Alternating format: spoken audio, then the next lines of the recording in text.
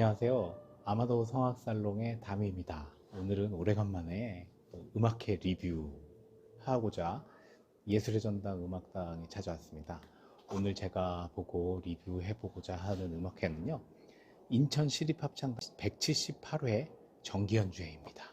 그래서 메인이 되는 레퍼토리는 안톤 브루크너의 미사 2번, E 마이너, WAV 넘버 27번이고요. 그리고 그 페어를 이루는 전반부에 진행될 노래들은 우리 작곡가들의 레퍼토리로 구성이 되어 있는데, 먼저 전임 작곡가죠, 조혜영님의 그 애가 라멘테이션 세 곡으로 구성된 애가 무대가 있고, 그 이전에는 우리 안효영님이 편곡한 닐리리아 경기민요, 그 다음에 이범준님 편곡한 태평가, 그리고 배동진님이 곡 사연인곡 이렇게 해가지고 구성이 되겠습니다. 전반적으로 우리의 정서로 하면 한이라고나 할까요? 그렇긴 하지만 어쨌든 음악적으로 봤을 때 이제 그 일부에서는 우리 작곡가들의 곡을 한번 되짚어 본다는 그런 의미도 있고, 특히 우리 상임 작곡가 조혜영님의 그 애가 세 곡으로 구성된 이 연작이죠. 1곡 자장자장 우리 아가, 2곡 검은 파도에 너를 보내며, 3곡 편히 쉬어라 천국에서. 이 노래는 사연이 있어요. 아마 그 어떤 분이 이북에서 이제 내려오시는데 그 비밀리에 이렇게 전쟁통에 내려오다가 들키면 안 되는데 배에서 이렇게 애들이 울고 그러니까 그런 소리에 막 들킬까봐 어쩔 수 없이 애들을 이렇게 바다에 버렸던 그런 굉장히 가슴 아팠던 그런 내용들, 그런 일들이 다시 일어나지 않기를 바라는 어떤 그런 마음들이 애가로 표현이 된, 아마 그게 실화였다 그러죠. 그런 내용들이 있습니다. 애가 3연작 굉장히 기대가 되고, 그리고 그의 닐리리아 태평가 사연인곡과 같은 우리의 정서가 담긴 노래들 어떻게 구성이 되는지 굉장히 궁금합니다. 그리고 나서 이제 인터미션이 끝나고는 미사, 브루크너의 미사를 하는데, 그 인천 시립합창단의 블로그를 들어가 보면 굉장히 잘 표현이 되어 있습니다. 저도 브루크너의 미사 2번은 처음인데, 뭐 특징은 어떤 그 옛날 고전 시대의 어떤 그런 단선율적인, 거기서 이제 모노폴리에서 폴리포니로 넘어가는 어떤 그런 시기에 보여줬던 그런 선율적인 합창 묘미에서 갑자기 관현악이 등장하면서 낭만주의 시대로 확 점프를 해가지고 굉장히 막 이렇게 웅장하고 비장한 어떤 느낌이 드는 그런 선율들, 그리고 화음들이 나오게 됩니다. 그런 점프도 굉장히 눈여겨볼, 브루크너의 어떤 음악적인 특징을 바라볼 수 있는 그런 좋은 계기이기도 하고, 두 번째로는 여기 그 미사인데 솔리스트가 없습니다. 그래서 합창단하고 그 다음에 관현악이 온전하게 하모니를 이루어서 누구 하나 두드러짐 없이 이렇게 어떻게 하모니를 이루어가는가, 그리고 낭만주의적인 그 브루크너의 음악적인 표현 어떻게 구현이 되는지 굉장히 좋은 감상 포인트라고 할 수 있습니다. 특히 그 브루크너의 미사 2번은 아마 우리 김종현 지휘자님께서 처음에 인천 시립합창단 상임이 되셨던 6년 7년 전인가, 그래서 그 처음 취임하셨을 때 음악회 레퍼토리였던 것 같아요. 그래서 그 당시에 인천 시립합창단이 그 지휘자 김종현 지휘자와 보여주었던 브루크너의 미사 2번, 그리고 6년 7년을 뛰어넘어서 지금의 그 인천 시립합창단이 다시금 보여주는 브루크너의 미사 2번, 어떤 대비점이 있고 어떻게 발전했고 뭐가 달라졌는지, 아니면 무엇을 아직까지 지키고 열심히 노력을 해서 보존하고 계신지, 그렇게 비교해서 보는 것도, 그 취임회 당시에 하셨던 미사는 인터넷에 유튜브에 찾아볼 수가 있습니다. 그래서 오늘 한번 전 미리 한번 찾아봤고요, 공부하는 차원에서. 오늘 연주를 듣고 그때 당시에 하셨던 표현하고 지금의 표현이 어떤 차이가 있는지 한번 구경해 보면서 느껴보고, 그리고 잘 감상하고 후에 리뷰로 돌아오도록 하겠습니다.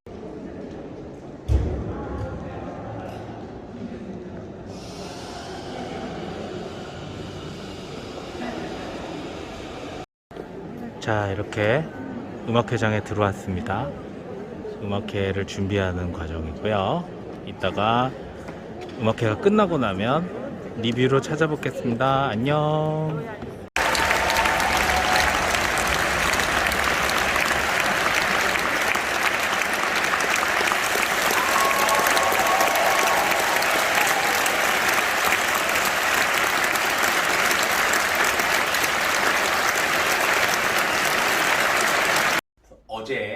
어제 시간 10월 11일 오후 7시 반에 앞에 말씀드린 것처럼 인천 시립합창단 제178회 정기 연주회 다녀왔습니다. 그 시작은 1부에서는 닐리리아, 태평가, 사연인곡, 그리고 세 곡으로 구성된 애가 이렇게 진행이 됐습니다. 그래서 처음에는 아니, 미사를 하고 하는데 우리 민요를 일부에 집어넣으면 약간 불균형이 아닌가 그렇게 생각했지만 여러 가지로 봤을 때 굉장히 잘 구성된 프로그램이었다, 결론적으로는. 왜냐하면 그 브루크너의 미사 2번은 브라스 편곡으로 돼 있어요. 그래서 그 관악기들로 구성된 관악 오케스트라와 함께하는 곡이었고, 앞에 1부에서는 아카펠라 피아노 반주 이렇게 단촐하게 시작을 해서 합창만으로 이렇게 그 구성된 어떤 그런 곡들에서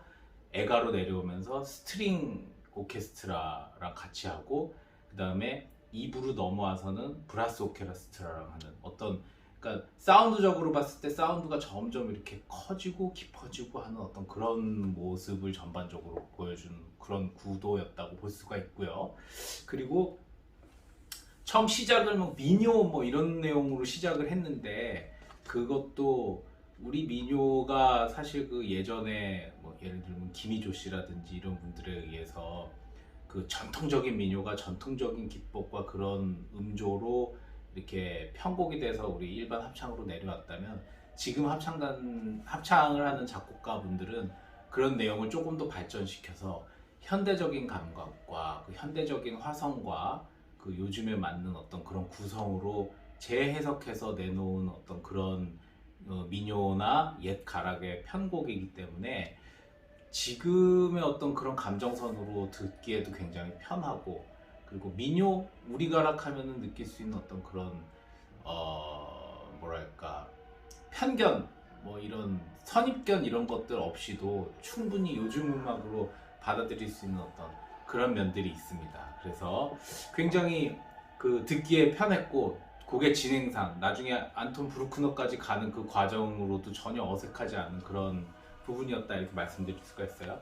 그래서 이제 닐리리아 태평가 사연인곡 이런 곡들은 이제 아카펠라, 말씀드렸다시피 아카펠라하고 중간에 태평가만 피아노 반주가 들어갔었지만 주로 이제 아카펠라 위주의 굉장히 편안한 그런 곡들이었고, 과하지 않았고 굉장히 블렌딩 위주의 어떤 그 안락감을 주는, 그리고 쾌적한 그런 느낌이 드는 그런 진행이었다, 이렇게 말씀드릴 수가 있습니다. 그래서 뭐 일반 합창단이 아닌 프로 합창단으로서 그동안 인천 합창단이 갖고 있었던, 인천 시립 합창단이 갖고 있었던 아이덴티티를 굉장히 여실히 잘 보여주는 그런 면이 아니었나, 보컬적인 면에서 사운드적인 면에서 그런 느낌이 들었고, 이제 그 이후에 조혜영 작곡가의 애가를 들었는데, 뭐 이 애가에 얽힌 그 서사가 있습니다. 어떤 그 서사가 있는데 제가 굳이 말씀드리지는 않아도, 그 서사를 이미 배경에 곡이 시작하기 전에 암전을 통해서 그 자막으로 설명을 했을 때부터 객석은 이미 그 내용에 압도가 돼서 내용이 어떻게 전개가 될 것인가를 숨죽이고 지켜봤는데, 음악이 너무 깊이 들어가고 굉장히 무겁고, 이 제목 자체가 애가잖아요. 라멘테이션 하면은 우리가 보통 탄식하다 뭐 이런 뜻으로도, 탄식 뭐 이런 뜻으로도 보이게 들리기도 하는데, 해석을 하기도 하는데, 그런데 이제 그런 슬픈 노래에 왜 슬픈지, 그리고 슬픔의 깊이가 어느 정도 되는지, 그 시면을 바닥까지 치고 들어가는 어떤 그런 곡의 구성이었다, 이렇게 말씀드릴 수가 있겠습니다. 너무 슬퍼서 울지도 못하고 숨조차도 쉴 수 없는 정도의 그런 적막감이 제가 예술의 전당 음악당에서 정말 처음으로 느껴봤습니다. 객석이 정말 움직임도 없이 그렇게 뚫어지게 지켜보고 그 음악에 같이 가슴 아파하고 너무나 막 가슴 아프다 못해 나중에는 통증이 유발되는 어떤 그런 지경까지. 그래서 이 애가라는 프로그램은 우리 인천 시립합창단에서 그 초연을 통해서 그리고 재연을 통해서 계속 이제 알려드리고 있지만, 인천 시립합창단뿐 아니라 다른 여타의 합창단들이 만약에 이 애가를 프로그램에 넣어서 잘 준비를 해서 공연을 한다면 여러분들 꼭 가서 현장에서 좋은 사운드에서 그 분위기에서 이 애가가 가진 심연의 그 슬픔 함께 느껴보시기를 권장해 드립니다. 그리고 이제 인터미션이 지나서 미사에 들어갔죠. 예. 우리 그 김종현 음악 감독님, 지금 지휘자님께서 인천 시립합창단 취임하시던 당시에, 그 당시에 처음 취임 음악회로 하셨던 레퍼토리라고 알고 있어요. 그래서 지금 뒤에도 이렇게 좀 그걸 틀어놨는데, 그런 만큼 아마 애착이 가는 곡이신과 동시에 음악회가 열렸던 어제 10월 11일이 안톤 브루크너가 아마 사망한 날이라고 설명을 나중에 해주시더라고요. 그래서 그런 내용이 있구나. 그리고 인천 시립합창단의 블로그를 통해서 이 곡을 소개하고 브루크너를 소개하기를, 어떤 핸델 그 이전에 어떤 모노폴리, 폴리포니로 이어지는 어떤 그런 성악의 시대에서 관악이 등장하고 해서 갑자기 이렇게 낭만주의로 이렇게 확 뛰어넘는 곡의 진행이 첫 곡부터 나오는데, 그걸 유기적으로 연결해서 나오는 그런 굉장히 재밌는, 즐거운, 듣는 즐거움들이 있었고, 그러니까 뭐 장르를 이해하는 어떤 그런 즐거움이 있었겠죠. 그리고 제가 귀 기울여서 들었던 내용 중에 좀 독특한 내용은 그 프로넌시에이션, 그러니까 딕션을 통일을 했어요. 어떤 식으로 라틴어의 딕션은 그 어떤 정해진 사료나 뭐 이런 것들이 굉장히 희박하고 하기 때문에 이탈리아어의 딕션에 근거한다는 얘기들이 가장 이제 보편적인데, 그 이탈리아어 딕션이라고 해도 어떤 북유럽적인 딕션을 하느냐 아니면 남유럽적인 어떤 라틴적인 느낌을 가져가느냐, 이거에 따라서 이제 느낌이 달라질 수가 있거든요. 근데 뭐 제가 잘 이해한 것인지는 모르겠지만 북유럽적인 딕션을 가져가서 된 발음 뜨, 끄, 뿌 이런 발음을 지향하고 트, 크, 푸 이런 약간 부드럽게 터지는 어떤 스침음이나 파열음을 채택을 하고, 애 발음 같은 경우도, 모음의 경우도 닫힌 모음이나 열린 모음, 그러니까 뭐 우리 이런 얘기 많이 하죠. closed e, open e 뭐 이런 식의 그 발음을 다 구별을 해서 예민하게 그 딕테이션 티칭을 하고 코칭을 하셔서 곡이 갖는 전반적인 분위기, 안톤 브루크너에 가깝게 다가가는 어떤 딕션의 흐름, 이런 것도 굉장히 볼만했다, 들을만했다, 그렇게 느껴집니다. 그래서 뭐 이런 내용을 가지고 혹시 나중에 튜토리얼을 만드신다든지 아니면은 어떤 강연을 하신다든지, 이렇게 일반 합창 쪽에서 라틴어로 고민하는 부분이 있으면 한번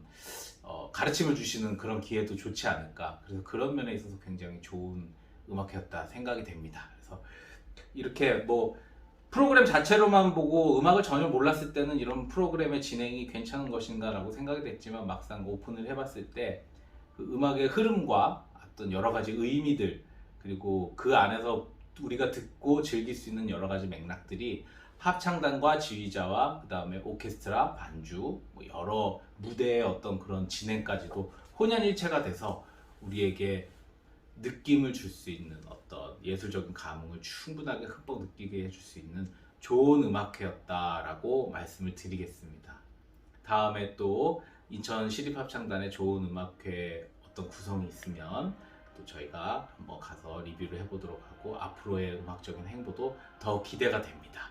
그래서 이상으로 다미의 아마도 성악살롱 음악회 리뷰 마치도록 하겠습니다. 감사합니다.